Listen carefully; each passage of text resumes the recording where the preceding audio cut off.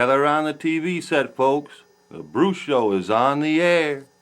Juice Bruce, get loose. You know that you got the juice, oh yeah.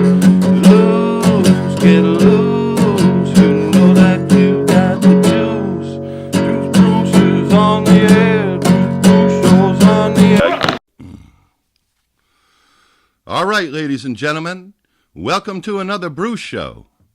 We always like to get the Bruce Show started off with a good prayer. So, Lord, our Heavenly Father, we thank you for your many blessings. You're the greatest and the mightiest and the holiest in the world, in the heavens, anywhere else there ever might be, Lord. We admire everything about you. We'd humbly strive to do your work here on earth, Lord. And Lord, we'd ask you to forgive our transgressions. We'd ask you for good health, Lord. We'd ask you to protect our soldiers, Lord. We'd ask you to spare the lives of the people from the tragedy and disaster and chaos all around the world, Lord. And we'd ask you, Lord, to show us the people of the earth our common understanding. And we'll do these things in the name of the Lord. Amen.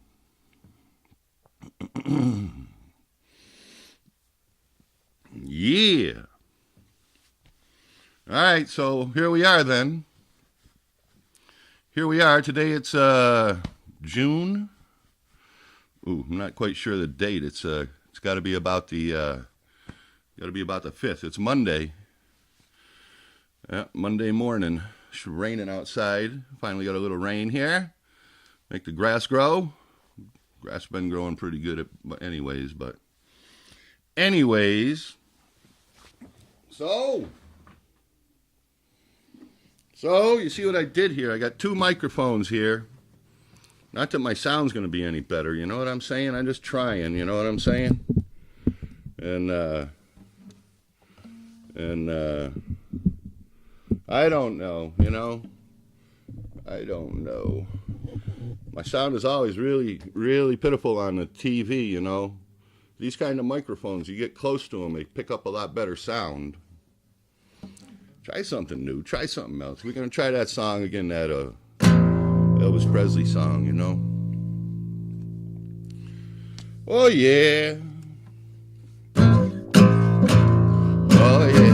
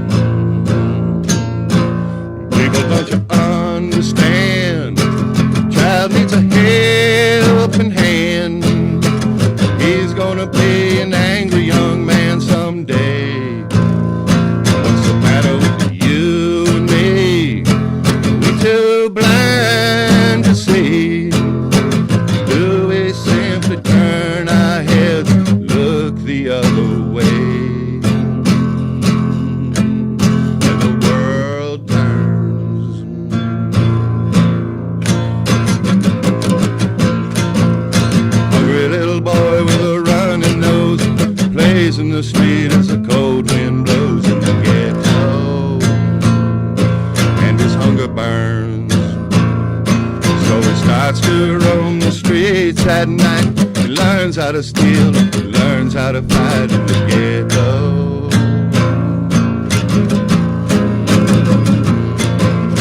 Then one night in desperation, a young man breaks away, buys a gun, steals a car, tries to run, but he don't get far, and his mama cries.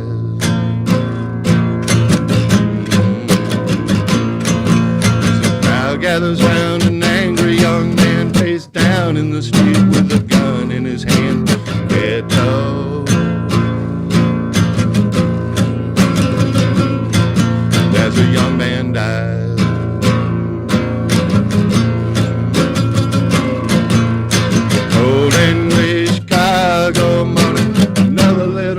little child is born in the ghetto, and his mama cries, and the snow flies in the ghetto, in the ghetto, in the ghetto.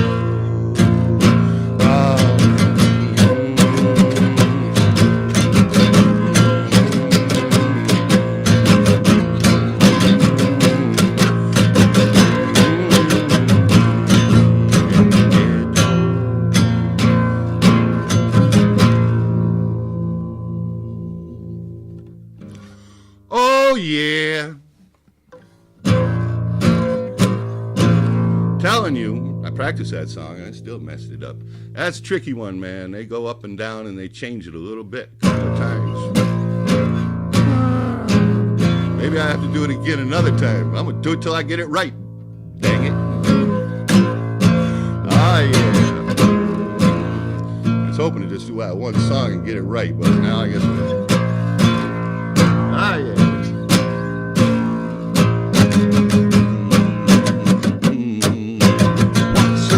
This song, I said, Spider-Man, oh yeah. What's the name of this song? Catch us if you can, love. What's the name of this song? I said, Spider-Man, oh yeah. What's the name of this song? Catch us if you can, love.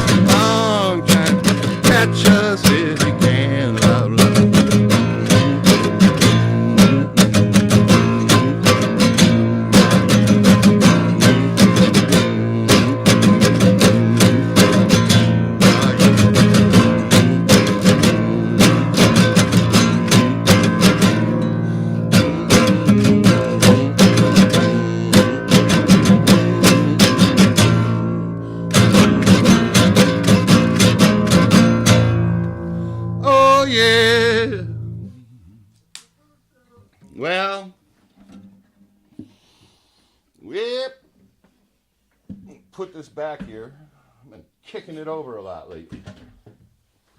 And everything's in my way now. How's this going to work out? Watch out, baby. Maybe they shouldn't be too close together.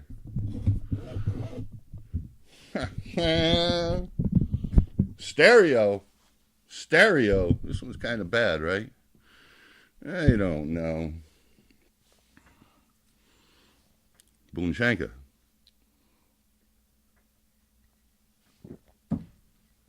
Oh, yeah. Yep. Monday morning here. Monday morning. Got to keep an eye on the time. Got me a list. Gonna have a Bruce show here. Yep. Got a few things on my list.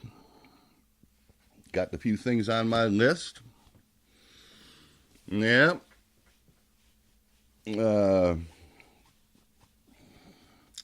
I don't know. I guess I should try to get this over with here. I got to tell you something. I guess if I say it on the Bruce show, maybe I'll have to make it come more true. But I went uptown and I took out the papers to be candidate here for your town council thing. And I'm not that thrilled about this idea. You know what I'm saying? I kind of feel I got myself backed into it. You know what I'm saying?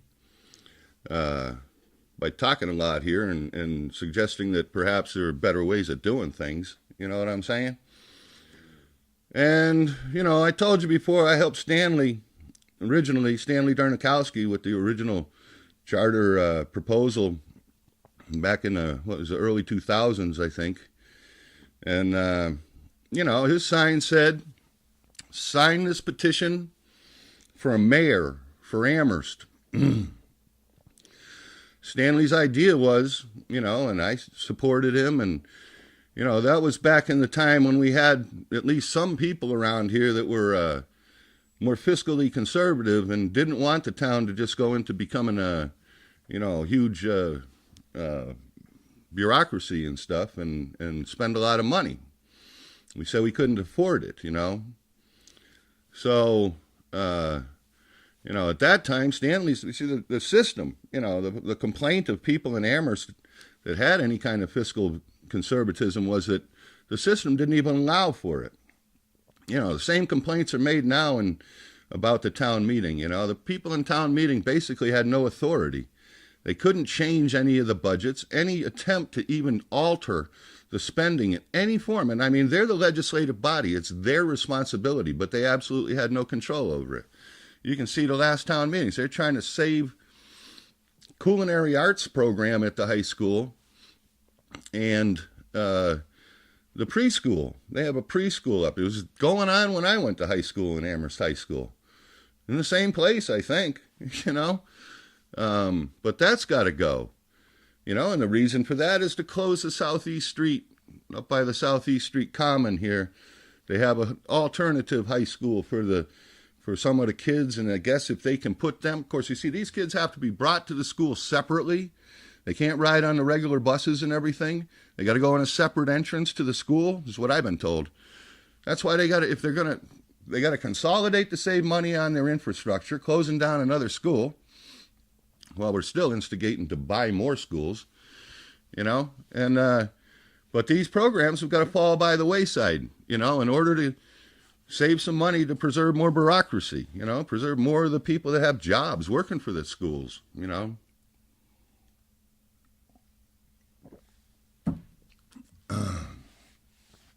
Any rate, you know, Stanley's idea was you could get a mayor, and if it was actual elections, well, then if you spend the money, you know, then if you go down this road of, you know, increasing town government to the max and taxing people continuously more and more and more, you know, look what's happened. It gentrified the town. It's, you know, becoming an exclusive community, you know, with a population of assisted people.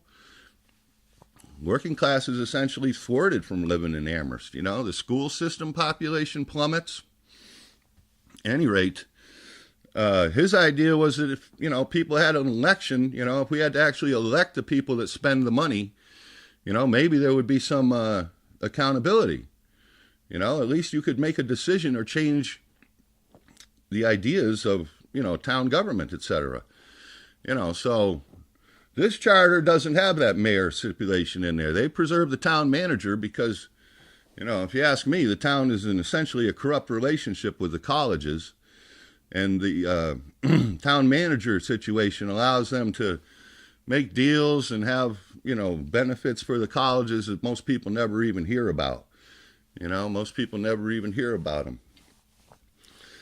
And, you know, the mayor would actually be accountable. You know, I suppose the town manager can get fired, but, you know, I guess you got to foresee problems coming between a town council that's at loggerheads with a town manager, right?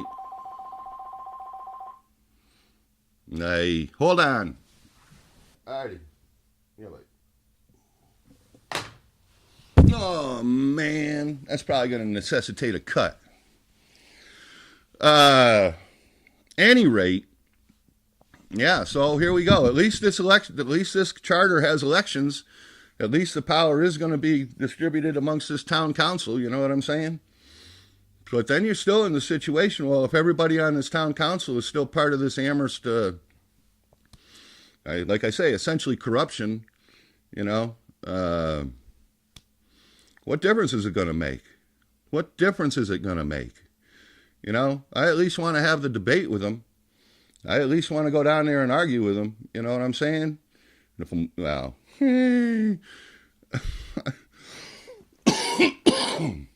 we'll see what happens. I got to get, like, I think 50 signatures or something, so maybe I'll be thwarted. Maybe my own laziness will get in my way or something. Any rate, I don't know. I noticed when Huckleberry became a candidate, he gave up his Fox show, you know what I'm saying? But I don't think I got to give up the Bruce show, because anybody else that's a candidate, they can come on down ACTV and get their own TV show too. They want to, you know. It's a lot of work. A lot of work. All righty then. What's on my list? I got Nixon on here. Nixon in the CIA investigation in the 1970s. I don't know. How many people know this? How many people know this? Yo, just in case I got to be giving up the Bruce show or something as a candidate, right? I should tell you a few things. Get some of this taboo knowledge off of my chest. You know what I'm saying? Let me tell you about my old, my aunt's ex-husband there. Air Force Colonel, man named Bobby Lynn. I went down to Florida when I was still in college, and this guy was, he was the cock of the walk, and must have been wanting to enlighten the college boy or something, So he told me a few things, First thing he told me was, nothing changes hearts and minds like a B-52 strike. He said if anybody survives after that, they are forever changed. They don't ever want to go through that again. And he told me that there's no defense. All this talk of missiles and everything else that you hear, right? This was back in the 1970s, I guess, but maybe things have changed, but I doubt it. They just don't tell you. He said to me, there's no defense against an airplane flying on the deck. You take a fast jet and put it on the deck, by the time you know it's coming, it's too late to stop it. Right? They can't find it on radar. You just stay low under the clouds in between the hills, can't find you. Right? I'm like, what about the AWACS? What about the satellites or something? He goes, no, it doesn't work the same. You're shooting radar up into the air. There's nothing else up there except for, things that shouldn't be there. You're shooting radar at the ground. Everything's down there. Everything's down there. You can't tell the difference. Maybe you can catch something, but it'll be too late. He told me back in the day, I don't know if they still do this, but he told me back in the day, days like this where it's all socked in, or even bigger storm than this. One of them storms where the whole East Coast is socked in. He told me the Russians would fly up over the North Pole, fly around in the muck. They played tag. They make a reference to this in like Top Gun, or Tom Cruise in the beginning of the movie. He's, apprehended a Russian guy flying around where he's not supposed to be. You know what I'm saying? They don't shoot each other down. It was a understanding. He says, we did the same thing to them. We do the same thing to them. I think they put a stop to that one because it's getting a little too sketchy. You know what I'm saying? But, he says, you don't believe me? They can, no defense against a jet on the deck. He says, what about that kid that landed the Cessna in Red Square? A kid took off from West Germany in his Cessna. He's like 17, 18 years old. Just bunny hopped it across the hillsides and stuff, landed the airplane in Red Square. He's like, you think the Russians wanted him to land a plane in their capital? Very embarrassing. There's nothing they could do about it. They didn't even know he was coming. They had way back, they had I think he was a Chinese pilot, defected. He was in his formation with his other pilots, right? And they decided to make a break for it. They're near the coastline, tried to get to Japan. So they were at altitude. The guy broke out of his formation and dove to the deck. Took his other pilots, took his squadron a minute to figure out what was going on, but then they chased him. And they went down with him. he got to the deck and he headed for Japan. He was right on the deck. They didn't even know he was coming. When he gets to the coast of Japan, he put it way up in the air again. The pilots behind him, right, they know now that they're going to be on radar. So when they're coming towards Japan, they got to back off. They went away. And then he put it back down on the deck and flew it into Tokyo International Airport and put it on the runway. Put it on the runway. And there's nothing they could do about it. All right? So, talked to a rocket scientist. He was telling me, well, the reason that, when Kim Jong-un was threatening to launch like 4 missiles over Guam, he's like, that's to test out the anti-missile defenses. Apparently the missile defenses are all constructed, the rocket has to actually get pretty much hit the incoming rocket in order to take it out. Well, it's very precise and very calculated mathematics, all that parabolic formula, weight, speed, trajectory, etc., right? And so if you're launching these warheads, right, if you launch 4 of them, can they detect which one has a warhead on it? Are they going to shoot down the wrong one? All right, so there's other things they could do to make it almost impossible for this missile defense to work, too. If you can alter the speed of the rocket by giving it a boost or something at some point, that'll mess it up, right? But, yeah, that's what that 4 rocket thing is all about, and the umbrella, etc., It'd be to get to the actual practicalities of missile defense, that's like you've already lost, I think. Pretty much already lost, especially when you consider that there really isn't a defense against a big airplane flying on the ground. Well, not flying on the ground, but near the ground.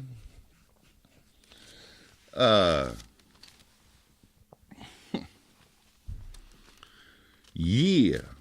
I'll just tell you another one. When I was in college, I had a friend. This guy, he got recruited by the CIA. He did. He was a good old boy, and he was making a joke out of it. He was posting the letters that they sent him on his door to his room and stuff, and having a yuck about it, And then the guy invited him out to dinner. And he came back from dinner and he just took down all the letters and postings he had put up about the subject. And he never spoke of it again. He never spoke of it again. He graduated and like the next year I heard that he went to work for a big American technology company. You know what I'm saying? He went to work for a big technology company. I'm like, things that make you go, interesting.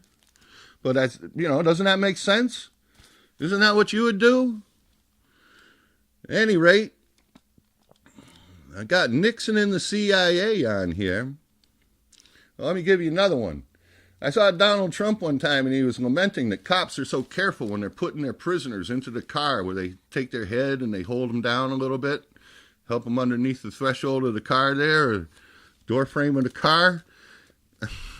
Benny told me this one. He's like, you got to be careful of that. He says, what they do is they push your head down, right?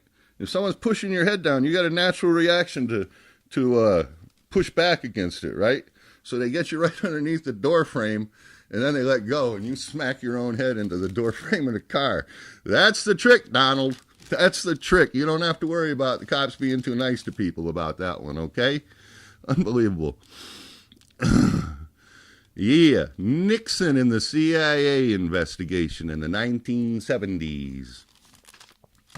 Like they say, those who refuse to learn the lessons of history are doomed to repeat them, aren't they? You know what I'm saying? I used to deliver the newspaper back in the days of the Watergate hearings and all of that. And New York Times, did the morning paper route one summer, and it's simultaneous to the whole Watergate investigation and all of the publicity and hoopla that surrounded that. There was an investigation of the CIA going on into nefarious activities. And I think it was pretty well, proven that the CIA had committed crimes, including murder, that they may have been going around eliminating threats to American, society here in terms of their ideas, right? I think they were discovered, I think that's why they, without telling us the full impact of what had been going on, right?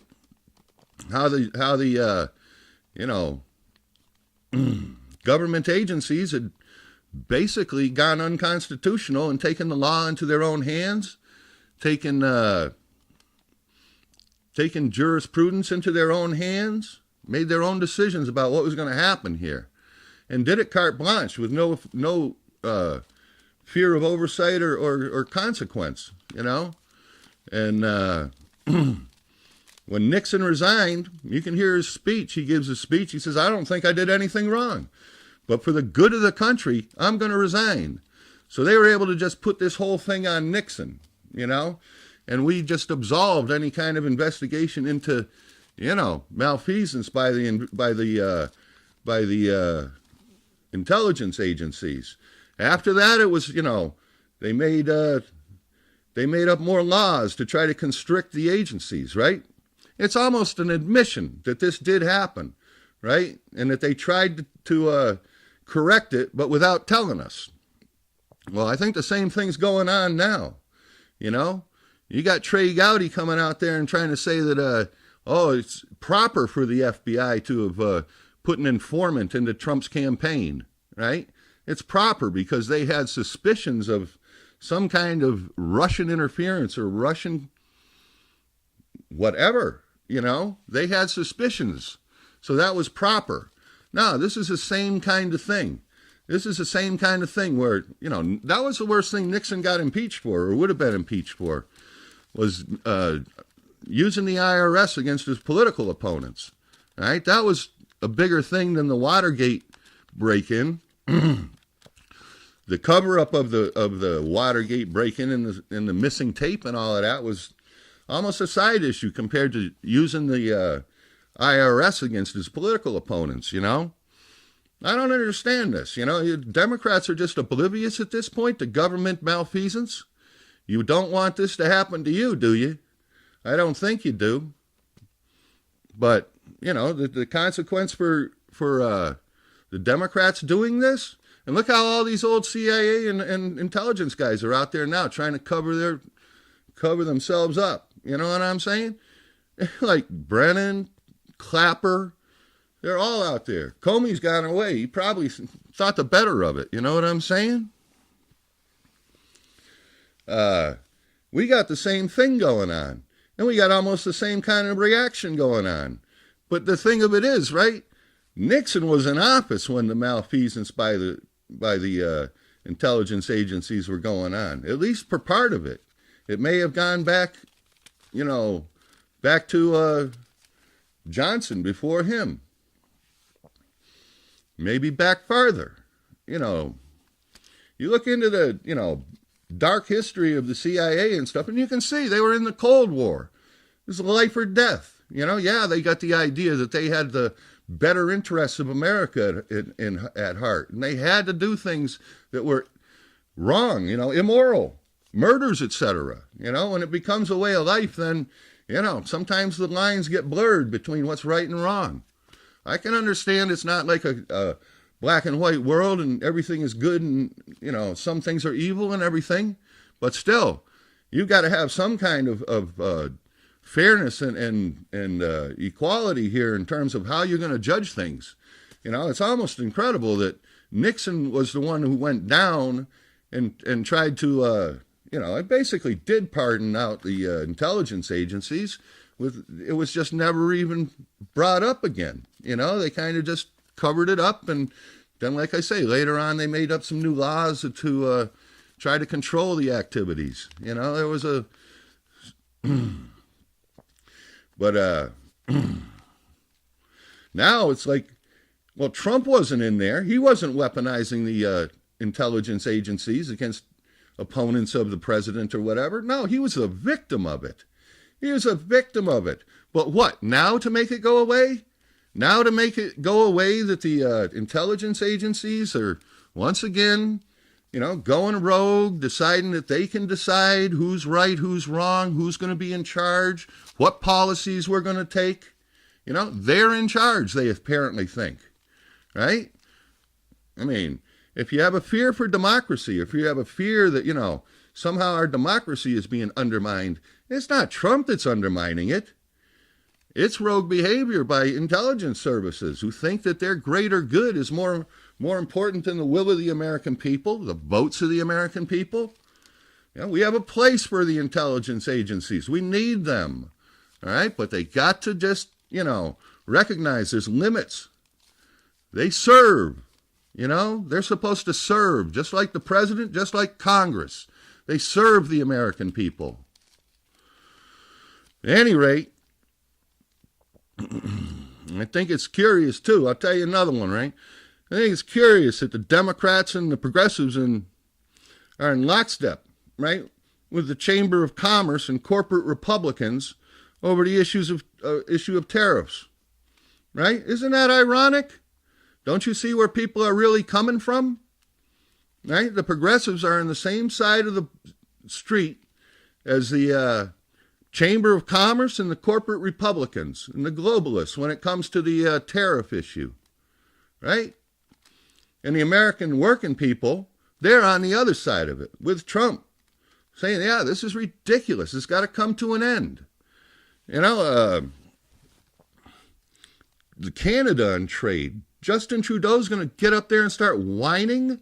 Please, I've said it before. I mean, it's just ridiculous, this tilted playing field we got here. It's the hypocrisy of the left that causes it. Like I said before, you can go right down on the railroad track here in Amherst and watch a railroad train come through town. We don't have the Amtrak anymore. We just got freight trains. But they long freight trains, and when they come in south from Canada, they carrying a ton of wood on them. A ton. Tons and tons and tons. I mean, I don't know if you know it, but we don't even mill things in America anymore. We got plenty of trees. They chop down trees up in Maine. They put tags on them, put them on trucks with Ontario license plates, and they truck them to Canada, right? They mill them in Canada, and then they send us the finished product, and we buy it up in bulk.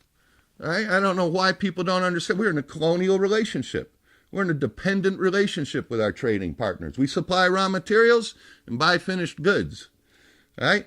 The hypocrisy of the left, I'll tell you, there's no hydroelectric around here, right? They got a dam down in Holyoke, in South Hadley. There's one dam that, remains or whatever on the Connecticut River. But the big hydroelectric producer was Maine. There was a ton of hydroelectric up there. A lot of rivers, right? But that's all closed down now because of environmental things, like the salmon fisheries or things like that. All right? So here in New England, the environmentalists, right, one of their big solutions to energy here in New England is to ship in nice, clean hydroelectric power from Canada. At a grid efficiency rate of something like 44% or something. You put 100% power into it in Canada, and when it gets to Boston, there's only 44% of it is left. It's a great idea. Using a technique or a method of getting electricity that you've completely forbidden in America. But in Canada, it's a good idea. Canadians didn't lose their minds quite as hard as we did over some issues, so now they're in a position to exploit their advantage. Great. Telling you, look at the cavalcade of innuendo they pushing against Trump lately, right? Russian investigation's not working out, right? All that's doing is pointing out that the FBI was on total corruption during the Obama administration. That's all that's doing. So they got to get away from that. So then you went to the sex innuendo. You had your Stormy Daniels thing. That's too tawdry for even the press to want to talk about anymore. I'm telling you. That's just pitiful, right? So now it's liar. Now he's a liar. I saw poor Judy Woodruff on PBS, and she had this woman, lady named Alcindor. And I went through some of Trump's statements in one of his campaign speeches there, and just like nitpicking down some statement that he makes where like thousands and thousands of MS-13 members have been deported or jailed, right? She says that's impossible. There's, you can't have done that many. The statistics won't bear it out. Oh boy, what do you exaggerate a little like New Yorkers do, huh? Whatever. What was the other one? Oh, the largest tax cut in American history, says Trump, or lately, or in the last 20 years or 50 years or whatever. And she's like, no, Ronald Reagan's tax cuts were larger, larger percentage-wise or something. But I mean, that's like, you're just parsing his words. You know what I'm saying? Largest, and there's a million ways of looking at something like that statistically, Is it total corporate dollars? Total dollars. We're living in a highly inflated time compared to Ronald Reagan. It's got to be $3 for every dollar back in the Reagan days, right? At least, maybe 4 or 5. And so if Trump cuts it by a smaller percentage, it still might be more dollars, That's just statistics, There's lies, damn lies, and then there's statistics. Somebody said that. That's true. I'm telling you, it all just points out to the, the delusionality of the poor left. The poor left, they've lost touch with reality. It's so pitiful, They have to reject reality. They have to. Yeah, just as an aside, somebody in my neighborhood's got a sign on their lawn, and I can't read all the things on it when I go by, but I noticed a couple of them, and like, science is real. That's one of their tenets. Science is real. I suppose that's about global warming, probably. The Neanderthals that won't accept global warming. I wonder how many of the people who are big ardent global warming aficionados actually know the stats. The stats. The stats are that the global temperature has risen approximately 0.5 degree in the last 80 years. Right? I ran that by a guy that's a climatologist, and he said, yeah, that's true. But in the 40 years before that, it rose a full degree. So that's 1.5 degrees. I did see it on some show. They had an actual statistic and said 1.61 degrees in 116 years. So it was slightly higher and slightly faster than what I said before. All right, but that's... I used to see this thing on the History Channel when I had all more channels and everything. I'm sure they don't show it anymore. They called it the little Ice Age, I think. The Little Ice Age. They contended that from about, I think it was about 1100 A.D. to 1870s, 1880 or so A.D. here. Just before they started keeping good stats on temperature everywhere and stuff. You know what I'm saying? That's another good reason for global warming. You started keeping stats, after the Little Ice Age, as they say. But yeah, they told me, they said that, those old Roman movies where you see the Romans running around in like kilts and stuff, and even in their other parts of Europe and stuff. He's like, yeah, it was hotter. It was warmer back in those times. Germany didn't brew beer until the Middle Ages. They drank wine just like the Romans. They grew grapes, but the grapes wouldn't survive the colder climate that came along with the, there was a year in America in like 1880s. It was snowed every month of the year in some places. Every single month, even in August, we had a snowstorm. Might have been around Kilimanjaro, Oh, yeah. Any rate, those are the stats, They don't want to bring them up. The stats indicate that global warming is slowing down. Well, why would that be?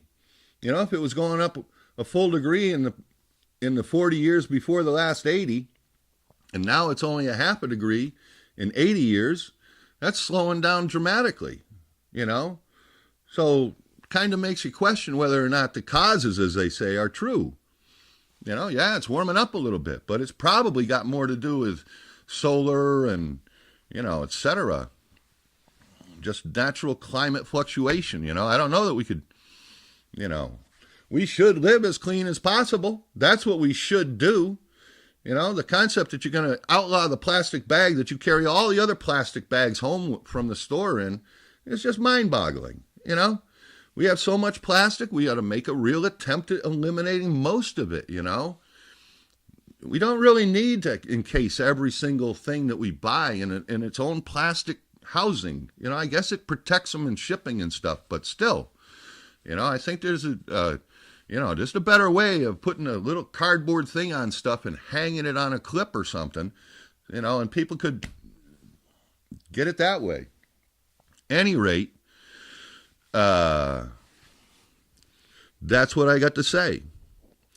And I was talking about the fantasy reality that it's necessary for the progressives to maintain, right? But I'm not like a lot of the progressives. Like I say, I'm telling you, they say Trump's a liar now. He still got what? The guy says that Mexico's going to pay for the wall. At least he had a freaking example, right? You don't get any examples. There's an example. Trump said that Mexico is going to pay for the wall, and now he's asking Congress for money and stuff. So we're going to pay for the wall. But I say these trade deals got to be worked out, and they should support Trump in the trade deals. Yeah, there'll be some pain up front, but these people they've constantly been taking advantage of the United States. If you want to talk economics, you have to wonder.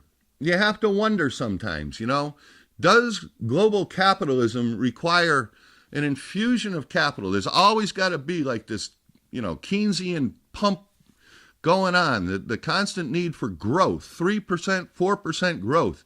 And that necessitates an influx of capital all the time, right? I used to think that this was solved by him by running a deficit that was somewhere in the relation to the Defense Department, because the Defense Department, if all goes well, is just a hole you throw money into, right? A bunch of guys training, right? They're not really doing anything.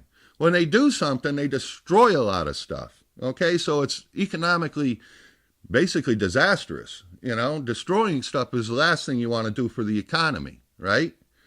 That's just a destruction of capital. But they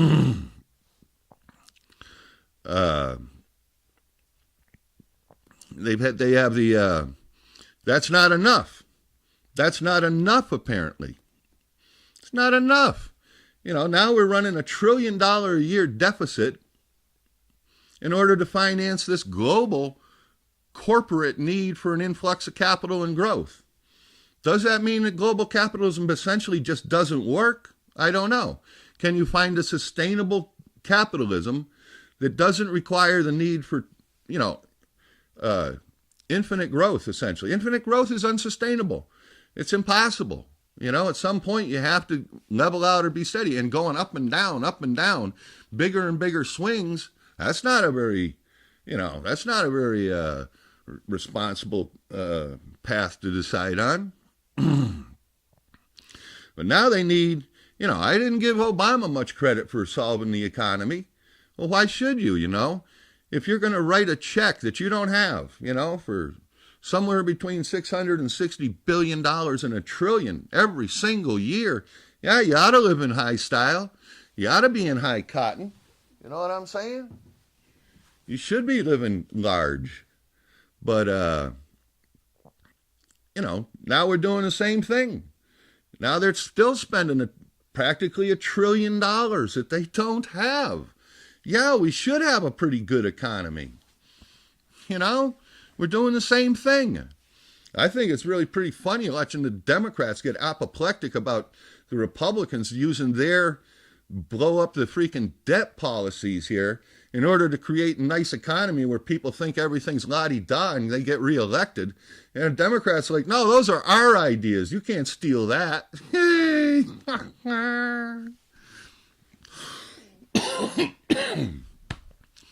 But I'm saying the progressives have it's essential to them that they build a fantasy reality around themselves. They have to reject reality. They have to. It doesn't conform to their belief system. And I'll give you an example. You hear them all the time lamenting this corporate tax cut. What a giveaway to the rich. What a giveaway to the corporations. What a giveaway to the rich taxpayers who own stocks, etc. Right? Well, let's look at reality. The rest of the world lowered their corporate tax rates. Right? You live in a global, you've perpetrated this global economy that has basically no restrictions between, people importing stuff into our country or exporting the money from which they gather it, right? So while you're gonna punish American corporations at 35%, you're just completely oblivious to the consequences of that. As the American corporations flee the country, one after the other, after the other, after the other, you're just like, no, it doesn't matter. That doesn't matter. And then when someone says tariffs have to be, used in order to stop this from, people just dumping all their goods on us at cheap prices, destroying our economy, our manufacturing base. Anything that we make is undercut by a competitor that doesn't suffer any consequences for their environmental destruction, their labor misuse, etc. Right? I mean, you have to just accept the progressive vision that this is all good. It's all good. All the globalism's good. Provides cheaper prices for them. I mean, you and the Chamber of Commerce, the people that are benefiting from globalism are the corporates, the corporatists, the ones with the big offshore corporations making things at $1 an hour or $2 labor or something and importing it in here, undercutting anything that could be made in America where it's $25 an hour for a machinist or something. Maybe more. Should be more.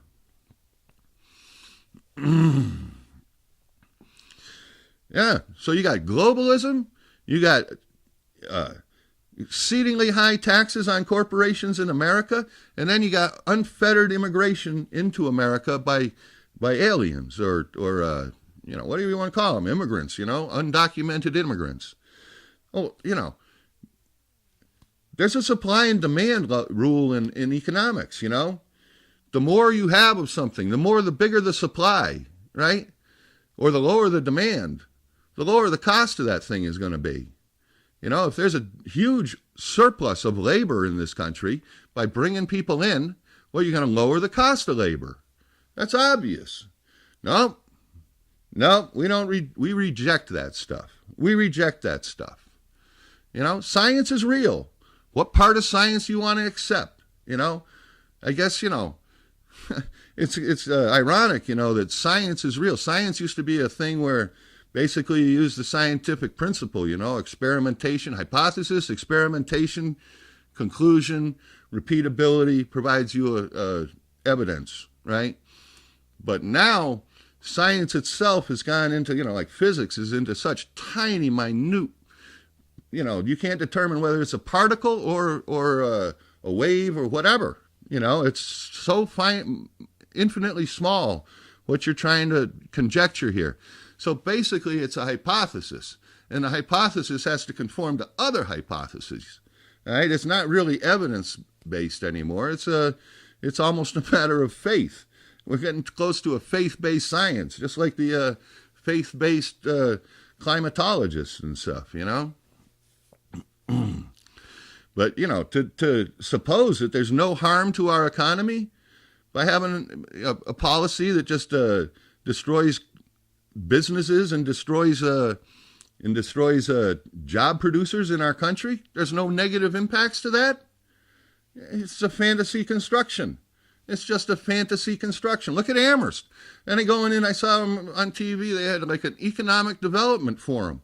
And all the good progressives are down there talking their big ideas about how, sane they are about development, et cetera, and it's like, great. Yeah. You're going to have science, right? And then later down on the sign, it says, kindness is real. kindness is everything. Science is real. Kindness is all or something. I don't know. But I'm like, how can science be real and then kindness be everything? You know, Darwinism, is that kind? I don't think Darwinism is essentially kind, you know? At any rate, let me see what time it is. I think I got a few more minutes. I think I've got a few more minutes. Yeah. You know, I would say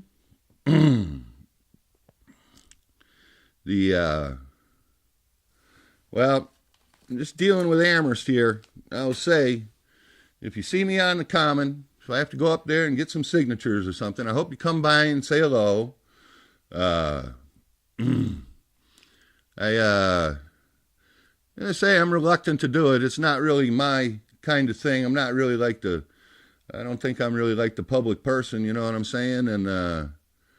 And I find Amherst, you know, I mean, this proposing yourself to be a leader of Amherst is like almost putting yourself in a complete no-win situation, you know, because that would be my, you know, kind of observation that these people in Amherst are essentially insatiable, you know. It doesn't matter what they have or how good things are or, you know, what they need. It's always something that they want. You know, they want something. They want this, they want that. You know, we want things that are totally unnecessary. You know, we want things just because we're supposed to have more things. And, you know, I would say that whole attitude is just essentially selfish. You know, I don't think you can talk about social justice and, you know, all the wonderful things you do if what you're doing is preventing other people from being able to live around you, you know, or have a place in your community. You know, it's kind of the opposite of what you're claiming to represent. You know, and most of it's economic. Most of it's economic, you know, and it would be nice if we lived in a world where economic decisions didn't have actual ramifications for people's lives. You know, I think the town and the bureaucracy spends way too much money on itself. Okay, this whole concept of them they're spending a lot of money to redo the common across the street from the town hall. And I don't even get it. You know what I'm saying? You could repave the parking lot. Yeah, it's kind of bounced up. That'd be good. But to just as a matter of course decide that we're going to renovate every 10 years, like, you know, when I was a kid, I grew up right uptown there, South Prospect Street, and all the fraternities that were around our neighborhood, you know, I'd say things were kept in a sort of a state of benign neglect. That's what represented wealth back in the day. You know, you had a big old mansion and, you know, you let the shrubs grow and somebody came over to rake the leaves in the fall, but, you know, you didn't obsess about it. You know what I'm saying? Now look at them. Now look at them. Now we have the pretension of wealth, right? We have the pretension of wealth. This is gentrification. This is one of its tenets. You put the thing out there like it's the most beautiful thing in the world, and you're going to have to come and pay to be there, you know? And now Amherst Town of wants to go down the same kind of path with its beautification project of its little view out of its town hall, you know? And it's like, that doesn't help people. That's not really helping people. Putting up signs in the uptown area, that doesn't help anybody. Everybody's got a GPS in their car anyways. What difference does it make? You know, it's just something for them to decorate their place with here. And, you know, that's been going on a long time. It's been going on a long time. At any rate, I hope I get to have the debate with them. We'll see how it goes. If there's a couple minutes extra here on the Bruce Show, I hope you enjoy the promos that they give you as the thing goes on there. Thanks for being with me. We'll get back to it again soon. And ciao, Bella. Yeah, have a good June, man. June, July's coming. Hot weather be here. Oh, yeah. Gather on the TV set, folks. The Bruce Show is on the air. Juice Brew, get loose.